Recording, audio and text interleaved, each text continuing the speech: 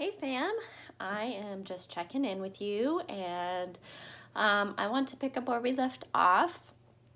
I just made the announcement too that my Sage Up podcast is up and running, so go check out that video. That's super cool. But I wanted to talk about something even deeper than what I have been talking about already. So I've been discussing about depression and change and complacency, and then of course I had to jump in and talk about this crazy adult bullying that we have going on right now in our society, and it is crazy. So we need to figure out a way to work together. I mean, we're never gonna fully get along, but we've got to figure out a way, right? So something that's been on my mind lately, and some things that I've been working on personally myself, and I think I will be for a while, I mean, that's normal, is let's talk about the horrible F word. I'm talking about fear. Fear. I think it just kind of hinders us on a daily basis, doesn't it? Don't we always have a fear of something? So it's natural to fear something. It's a natural feeling for us to experience. However, what we do is we tend to react with fear instead of dig a little bit deeper into why we fear something and try to figure out how we can get past that fear. So I think my difficulties with fear is related to relationships. Even though I am with this perfect man, and there's no such thing as perfect, but I'm saying perfect for me, he has demonstrated nothing but love and devotion and wonderful communication and development and working hard to be a better man for me for the past 7 years. Yeah, we've been together 7 years this month.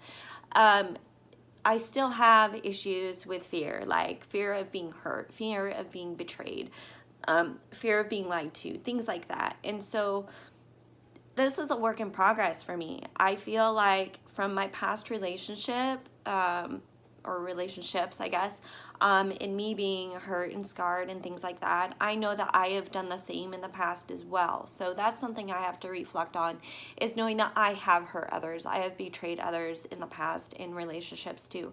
So I can't just hold it against the other person. Also, I have to understand too that the guy that I'm with now is the guy that I do want to spend the rest of my life with. And come 7 years, I know this without a doubt. Like, there's no hesitation. We are at this point in our lives, in our relationship, where we are able to say, you know what? We understand and respect if we one day feel like we need to go our separate ways, as sucky as that might be. We're willing to accept that because we want the other person to be happy. So we want to make sure that our communication is open, because if we close off that communication, that can set up for hurt and betrayal, and we don't want that in our relationship. But fear is beyond a relationship. Fear is something so deep inside that you have to look at it from your perspective and reflect within. You can't look at it as an external thing, because there's no such thing as fear out here. Like, fear is internalized. Fear can be rational and it can be irrational. And so it's important too that when we have any kind of a negative feeling, whether that be depression, whether that be sadness, whether that be anger, hate, anything like that, we have to understand that fear is pushing that negative emotion. Fear is the underlying feeling of any negativity that we experience. So that's something to remember too, if you're dealing with somebody that has anger issues, or that they are in any way hurting you or saying bad things to you, lying to you, that they are doing it out of fear. Fear of being hurt themselves, fear of hurting you, fear of losing you, or fear of losing something or someone. So fear is the root of all evil. That's how I look at it. Like, we can even take the example of how we always hear the love of money is the root of all evil. That's the true saying. It's not just money is the root of all evil. It's the the love of money is the root of all evil. However, let's look at it this way.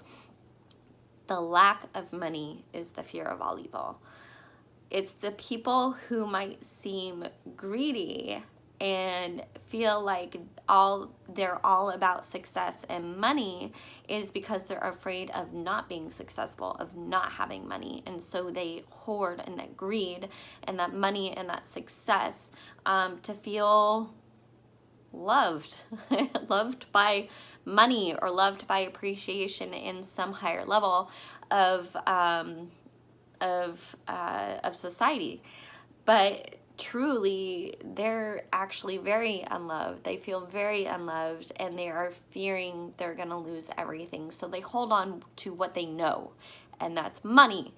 So if you can look at this in different aspects, whether it be money, success, whether it be in a relationship or otherwise, there is always an underlying sense of fear when it comes to any kind of negative emotion that we experience. So again, this is something that I've been working on, and I recognize in my life, in my reactions, sometimes even with my partner, that I realize that I'm acting out of fear.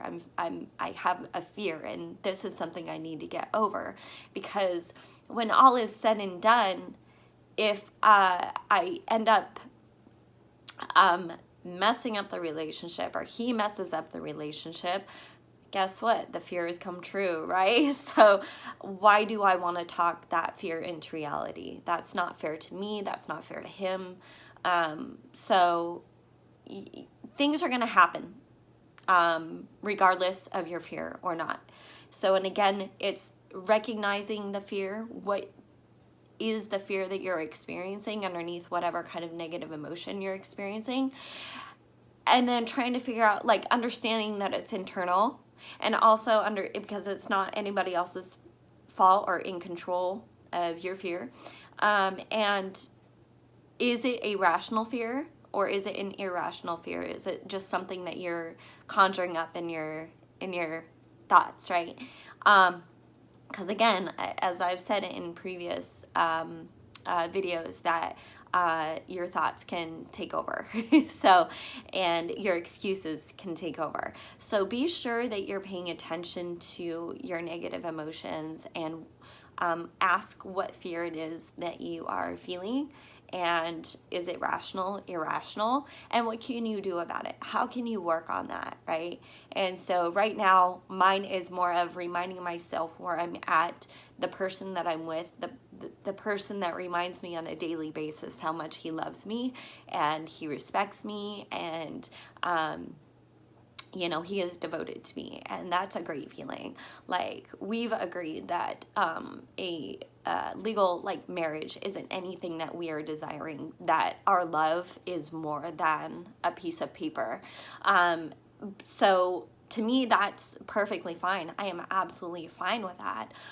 Hearing his words and talking to me, and then of course his actions, that when he follows through with his words, mean more to me than anything. And that, to me, that's love.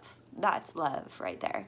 So I encourage you again to pay attention to any fears that you have, and dissect them and reflect within, and choose to not be led by fear. Choose to not be led by fear, because you are more than your thoughts, right? You are more than your fears. Your fears typically can be very irrational and probably impossible, but at the same time, it's good to just know who you are, so that if you are faced with something that you feared might happen, you'll know how to handle it on a more confident level. So it's good to have a like an understanding of what you fear, but again, you need to slow down and dig a little deeper and understand that fear on a deeper level, so that if you are ever exposed with something that you fear, that you can actually feel confident enough to handle it,